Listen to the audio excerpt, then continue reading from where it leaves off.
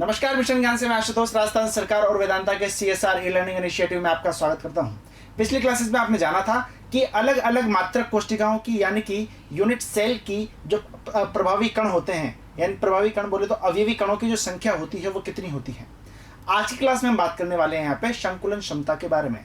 जैसा कि आपको मैंने पिछले क्लासेस में संकेत दे दिया था कि संकुलन क्षमता क्या होती है, यानी कि जो प्रभावी कण यानी कि जो अवयवी कण मात्रक कोशिका का जितना आयतन घेरते हैं उसे ही क्या बोला जाता है भाई मेरे यहाँ पे संकुलन क्षमता। जिस तरह से आप यहाँ पे देख सकते हैं एक डायग्राम में कि एक मात्रक कोशिका यानी कि एक क्यूब आपके सामने यहाँ पे रखा हुआ है। अब इस मात्रक कोशिका में आप क्या देखते हैं कि सर इस वाले कोने की यदि हम बात करते हैं तो इस वाले कोने में क्या हो रहा है कि सर ये एक यहाँ पे अवयवी कण है जिसका कितना भाग है, तो आप बोलेंगे सर इसका 1/8 भाग होगा। क्योंकि पिछली क्लासेस में आपने देखा था कि जो कोने पर उपस्थित होते हैं वो क्या करते हैं, एक मात्रक कोशिका के साथ में 1/8 भाग साझित करते हैं, यानी कि एक अवयवी कण क्या करेगा 8 मात्रक कोशिकाओं के साथ में वहां पे विभाजित रहेगा, साझित रहेगा। पक्की बात है। अब आप देखते हैं कि दूसरा वाला यहाँ पर है, तीसरा वाला यहाँ पर है और यहाँ पर है। लेकिन आप यहाँ पे एक चीज देख पा रहे हैं कि सर जो ये बीच का गैप जो बच गया ना, ये वाला यानी कि ये जो गैप बचा है, ये जो गैप बचा है वो क्या होगा यहाँ पे तो कुछ गैप बच गया। अब मात्रक कोशिका में ये गैप बच गया है और कुछ जो यहाँ पे स्थान है ना वो किसने घेर लिया, यहाँ पे इन अवयवी कणों ने घेर लिया। अब जितना अवयवी कणों ने यहाँ पे स्थान घेरा है, जितना आयतन घेरा है, उसी को क्या बोला जाएगा भाई मेरे संकुलन क्षमता। तो आइए स्टार्ट करते हैं। संकुलन क्षमता की परिभाषा यदि आपके एग्जाम में आती है तो आप किस तरह से लिखेंगे, क्रिस्टल जालक में अवयवी कण क्रिस्टल जालक का जितना स्थान घेरते हैं, जितना आयतन घेरते हैं, उसी को क्या बोला जाता है भाई मेरे यहाँ पे संकुलन क्षमता बोला जाता है। जैसा कि आपको पता है पिछली क्लासेस में मैंने आपको बता दिया था कि जितने भी डिफरेंट टाइप के मात्रक कोशिकाएं यानी कि भिन्न भिन्न प्रकार की मात्रक कोशिकाएं हैं उनमें अवयवी कणों की संख्या अलग अलग होती है। जैसा कि आपको पता है कि SCC की यदि मैं बात करता हूं तो वहां पे क्या होता है कि 8 कोने होते हैं और 8 कोनों पे एक एक अवयवी कण होता है और प्रत्येक अवयवी कण का जो योगदान होता है वो कितना होता है भाई मेरे 1/8 होता है। तो 8 अवयवी कणों का कितना हो जाएगा, तो आप बोलेंगे सर रिजल्टेंट परिणामी रूप से एक अवयवी कण है, 1/8 को आप 8 से गुणा कीजिए, आपका 1 ही आता है। अच्छा जी, अगली मैं बात करना चाहूंगा प्यारे बच्चों, तो वो रहेगी BCC body central unit cell.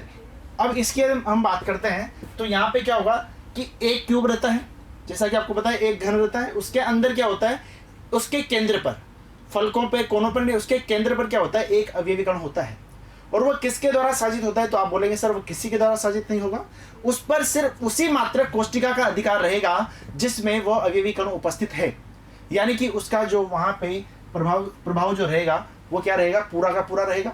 अच्छा जी, और कोनों पर तो रहना ही रहना है, कोनों की तो बात ही नहीं है, ठीक है जी, यानी कोनों पर 1/8 गुणा 8 तो रहेगा ही रहेगा, ठीक है जी। अगली हम बात करते हैं यहाँ पे FCC की, यानी कि फलक केंद्रित कोशिका की। अब फलक की यदि हम बात करते हैं तो आपके दिमाग में आना चाहिए कि सर 8 कोनों पर तो है ही सही, यानी कि 1/8 गुणा 8 तो होगा ही होगा और वो बिल्कुल हो रहा है। और आपको जैसा कि पता है कि फलक के केंद्र पर यदि कोई अवयवी कण रखा हुआ है तो वह 2 मात्रक कोशिकाओं के साथ में अपने आप को साजित करेगा, यानी कि उसका जो योगदान रहेगा वो एक मात्रक कोशिका में कितना रहेगा मेरे भाई, 1/2 का योगदान रहेगा। अच्छा, फलक कितने होते हैं, तो आप बोलेंगे सर 6 फलक होते हैं। तो 6 फलकों में कितना योगदान हो गया, तो आप बोलेंगे सर 1/2 को आप 6 से गुणा कर दीजिए, आपका 3 आ जाएगा, और 3 को आप 1 से जोड़ते हैं तो वहां पे कितना आ जाएगा, वो 4 आ जाएगा। और इसी प्रकार से इसका कितना मिला था, 2 मिला था। अब ये जो रहेंगे ना, ये रहेंगे क्या, अवयवी कणों की संख्या, प्रभावी संख्या इन्हें बोला जा सकता है। अब ये हमें ध्यान क्यों रखने हैं, क्योंकि संकुलन क्षमता का जब हम यहाँ पे सूत्र डिराइव करेंगे, यानी कि सूत्र जब हम यहाँ पे देखेंगे तो उसमें ये चीज पूछी जाएगी। क्योंकि जब हमें अवयवी कणों की संख्या ही पता नहीं है तो हम उसका आयतन कैसे निकालेंगे, संकुलन क्षमता कैसे निकालेंगे। यदि संकुलन क्षमता की बात आती है तो संकुलन क्षमता का बहुत ही प्यारा सा फॉर्मूला सुंदर सा आपको यहाँ पे दिख रहा होगा। यदि आप मैथ बैकग्राउंड से नहीं हैं तब भी आप इसको देख सकते हैं, और मैथ बैकग्राउंड से है तब भी आपको अच्छे से समझ में आ गया होगा कि यह फॉर्मूला बना कैसे है। एकक कोशिका का आयतन नीचे लिखा हुआ है, यानी कि जो पूरा क्यूब जो बना रहेगा उसका आयतन क्या है, नीचे है, और यहाँ पे ऊपर किसका आयतन लिखा हुआ है, अवयवी कणों का आयतन लिखा हुआ है। सर इसका आयतन तो पता चल जाएगा कि एकक कोशिका का क्या आयतन होता है, क्योंकि क्यूब होता है, पक्की बात है। और वहां पे यदि आपको भुजा पता है तो आप सीधा आयतन निकाल देंगे, बोल देंगे सर A क्यूब, ठीक है। लेकिन यदि मैं बात करता हूं यहाँ पे अवयवी कणों के आयतन की, तो आपको यहाँ पे थोड़ा सा दिमाग लगाना पड़ेगा। अब आपके दिमाग में सवाल आएगा कि सर आयतन के लिए पहले शेप पता होना चाहिए, शेप कैसा है। तो प्यारे बच्चों एक बात ध्यान रखना, जो अवयवी कण होता है वो क्या होता है, यहाँ पे गोला होता है। क्या होता है भाई मेरे, गोला होता है, पक्की बात है। अब एक बात बताओ आप यहाँ पे, यदि अवयवी कणों की बात करते हैं तो सभी अवयवी कण जो है क्या यहाँ पे समान त्रिज्या के हैं क्या, बिल्कुल सही बात है। अब यदि मैं एक अवयवी कण का आयतन निकाल करके उसको यदि जितने अवयवी कण हैं उससे मल्टीप्लाई कर देता हूं तो क्या मेरी बात बन जाएगी क्या, तो आप बोलेंगे बिल्कुल सही सर। तो आप एक काम कीजिए, अवयवी कणों का आयतन निकालने के लिए एक काम करते हैं, अवयवी कणों की संख्या को हम क्या करेंगे, एक कण के आयतन से गुणा कर देंगे। और आपको पता है अभी थोड़ी देर पहले मैंने बताया था अवयवी कणों की संख्या अलग अलग रहेगी, एचसीसी में ये रहेगी, बीसीसी में ये और एफसीसी में ये 1 2 4, इसको ध्यान रखें 124, पक्की बात है।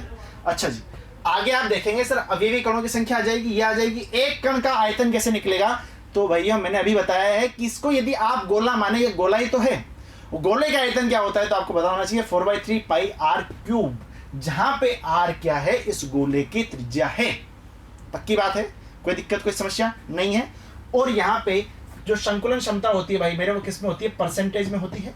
और आपको पता है कि परसेंटेज में यदि कोई चीज लानी हो तो आप एक काम करेंगे 100 से उसको गुणा कर देंगे, यानी कि 100 पे उस चीज की वैल्यू निकल जाएगी, ठीक है जी। तो आपका सीधा सीधा फॉर्मूला बन गया, अवयवी कणों का आयतन अपॉन एकक कोष्टिका का आयतन गुणा 100।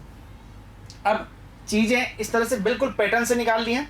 अब एक एक काम करके हम एक काम करेंगे कि जितनी भी मात्रक कोष्टिकाएं यहाँ पे तीनों दी हुई है उनकी संकुलन क्षमता निकाल लेंगे।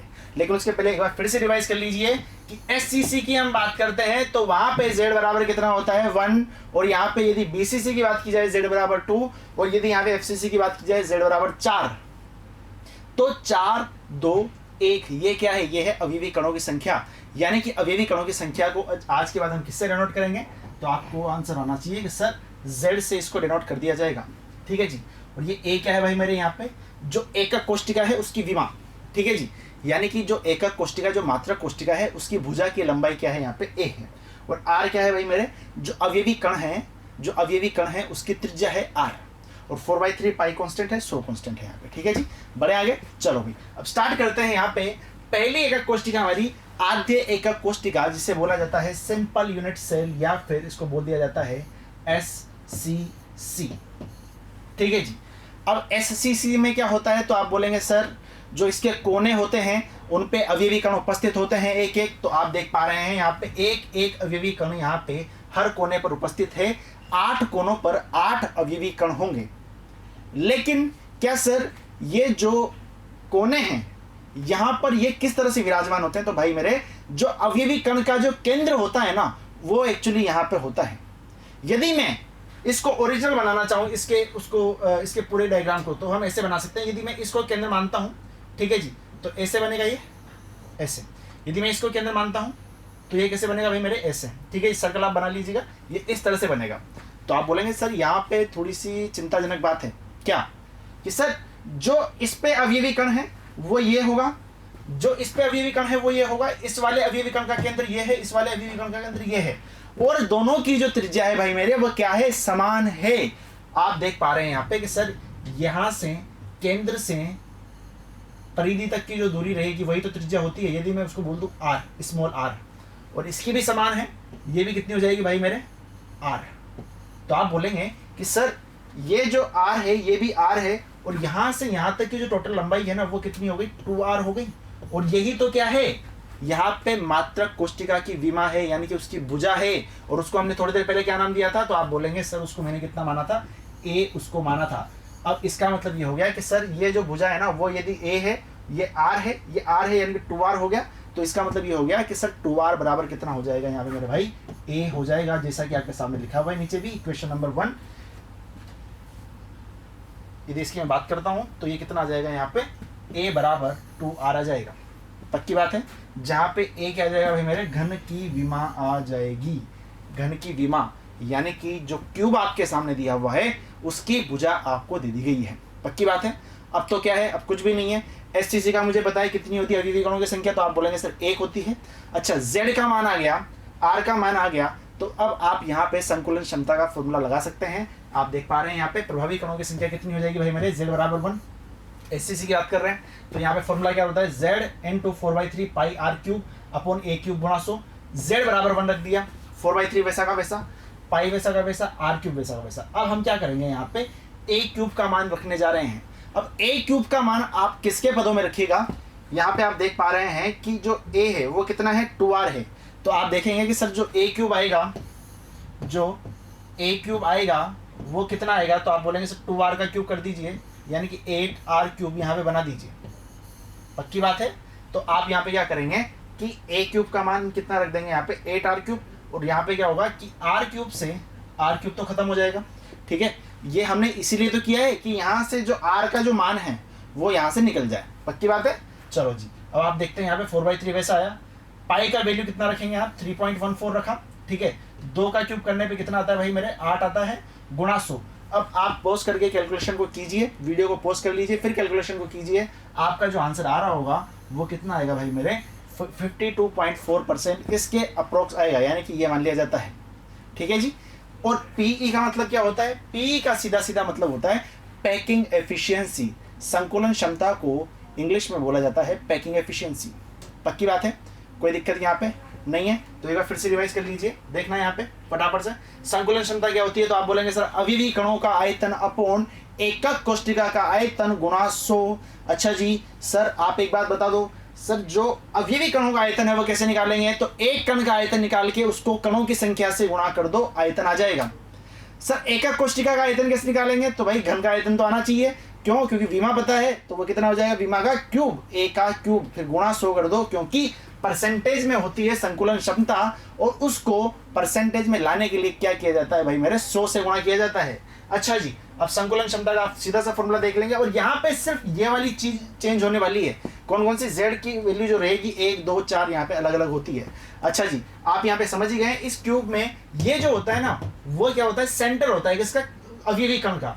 तो अवयवी कण कुछ इस तरह से बनेगा और ये कुछ इस तरह से बनेगा, और दोनों की जो त्रिज्या रहेगी वहां पे क्या हो जाएगी, समान हो जाएगी। फिर फर्दर कैलकुलेशन आप देख लीजिए, सेम टू सेम है, कोई दिक्कत वाली बात नहीं है। चलो जी, ओके। तो ये बात हो गई किसकी, यहाँ पे सिंपल यूनिट सेल यानी प्रिमिटिव यूनिट सेल, यानी कि आद्य एकक कोष्टिका की।